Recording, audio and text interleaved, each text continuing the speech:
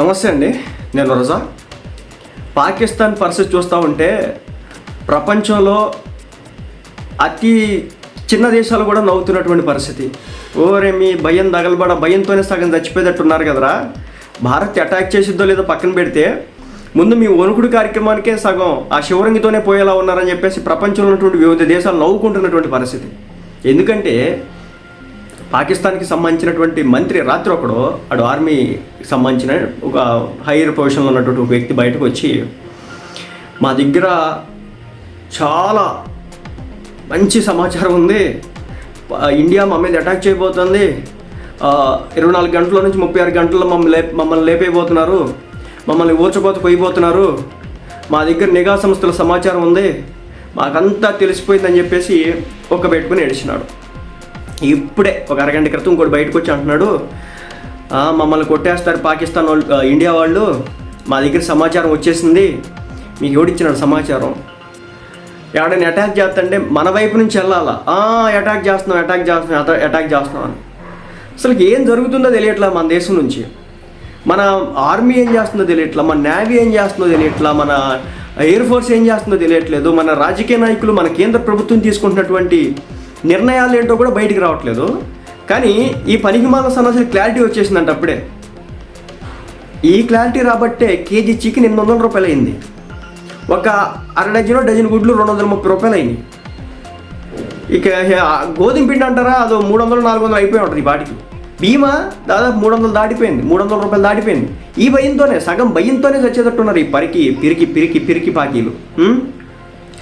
పైకేమో మేము దేనికైనా రెడీ, దేనికైనా సిద్ధం, మేము ఏది పోటుగాళ్ళం, మేము ఇరక్కొట్టేస్తాం, భారత్ అంతా సింధు నదిలో పారేది రక్తం, మోడీ శ్వాస ఆపేస్తాం అని ఒక పక్క నుంచి సెన్సేషనల్ స్టేట్మెంట్లు, ఇంకో పక్క నుంచి యుఎన్ మీరు మమ్మల్ని కాపాడండి, వచ్చేస్తారు, అటాక్ చేసేస్తున్నారు, దెబ్బ కొట్టేపోతున్నారు, సో మా మీద విపరీతంగా భారత్ దాడి చేయబోతుందని చెప్పేసి ఇంకో పక్క ఏడుపులు. పాకిస్తాన్కి సంబంధించిన ఒక మంత్రి ఇప్పుడే బయటకు వచ్చి వాగుతున్నాడు, మమ్మల్ని కొట్టేస్తుంది ఇండియా, వాళ్ళు ప్రతీకారం దాడులు తీర్చుకుంటానికి సిద్ధమైపోతున్నారు అని చెప్పేసి పాకిస్తాన్ రక్షణ మంత్రి ఖవాజా ఆసిఫ్ అయితే చెప్పాడు. ఇంకా ఇప్పుడు పరిస్థితి ఎలా ఉందంటే రాత్రి వచ్చేసి 2:30 నుంచి రాత్రి 2:30కి వచ్చి చెప్పినాడు కదా. వాడు ఏం చెప్పినాడు, 24 గంటల నుంచి 36 గంటలు మమ్మల్ని లేపుతారు అంటున్నాడు కదా.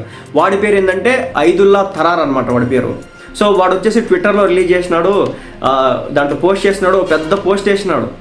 ఆ పెద్ద పోస్ట్లో చెప్తున్నాడు, ఇది మేము కాదు అనుకుంది, వాళ్ళు ఇంటర్నల్గా వాళ్ళే ఉండి చేసుకున్నారు, కానీ మా మీద నెపని ఎడుతున్నారని చెప్పేసి ఇడుపులు ఎడుతున్నాడు.